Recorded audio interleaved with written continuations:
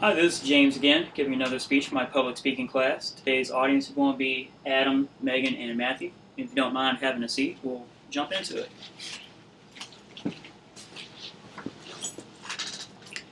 It was James Allen who once wrote that those who hold a beautiful vision, a lofty ideal in their heart, will one day realize it. And he wasn't just talking to one person specifically, he's talking to all of us.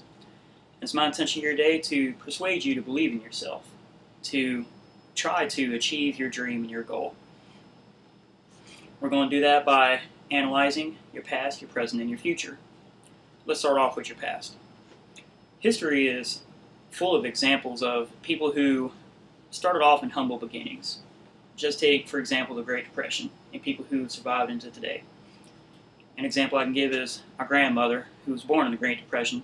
She tells me stories about how a loaf of bread back then only cost a dime, but nobody had the dime to buy it. Now she's living in a house that has indoor electrical and plumbing. Now the point of it is that where you started is not necessarily where you're going to end. Another thing I want to add to that is your parentage. All right. It doesn't matter if your parents were alcoholics or felons or bad influences, because ultimately, you as the adult, you're responsible for your own decisions. Ergo, you're responsible for your own failures or your own successes.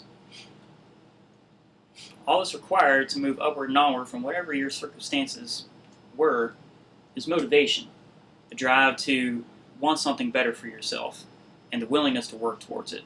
And that's going to move us into analyzing your present. So many people today, and we as a society, have gotten into the habit of just blaming our environment and our circumstances or other people.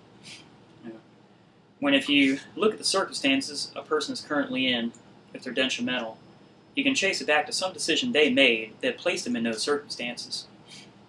Don't just sit around and wait for a good opportunity to present itself. Create your own opportunities.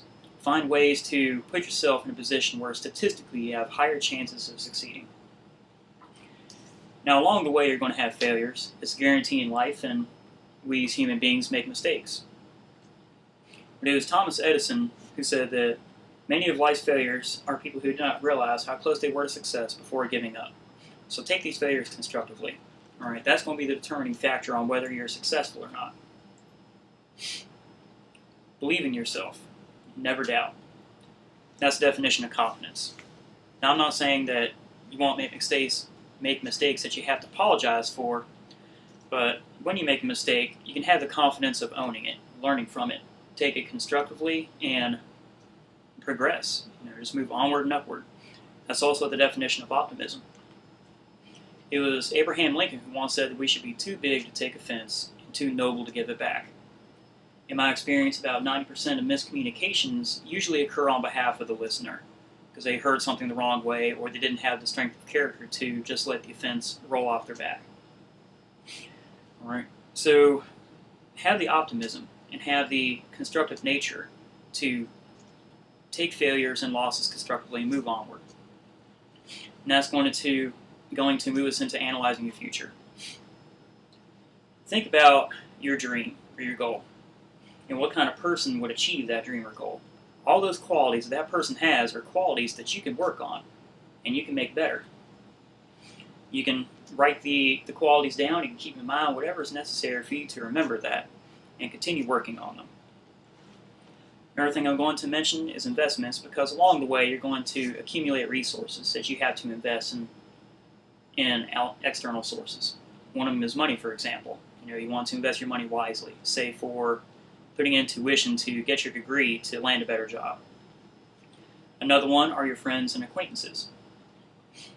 The old saying of your reflection of the company you keep is true, in the way, not just the way that you walk and talk and act, because what you see and hear all the time is how you're going to carry yourself, but also by reputation. If you want to land a job at a big corporation, why would they hire you if they know you're hanging out with people who have anti-sentiments against that company? It's just good advice. Another thing I'm going to mention is your time. There are going to be points when you have to be patient and have to wait. It's outside your power to control that. But how you use your time is going to be a good advantage. You can use that time to learn skills that will pad your resume or research the company that you want to apply for. But if you spend it just playing video games or slacking and loafing around all the time. This is the difference between using your time as an ally or turning it into an enemy. So you want to use that wisely. And that's the beginning of wisdom. I want to leave you with a quote by Benjamin Franklin, who said that success can never be denied, no matter how simple the mind, if persistence is applied. So you can do this. You can achieve your goals and your dreams. All you need to do is believe in yourself.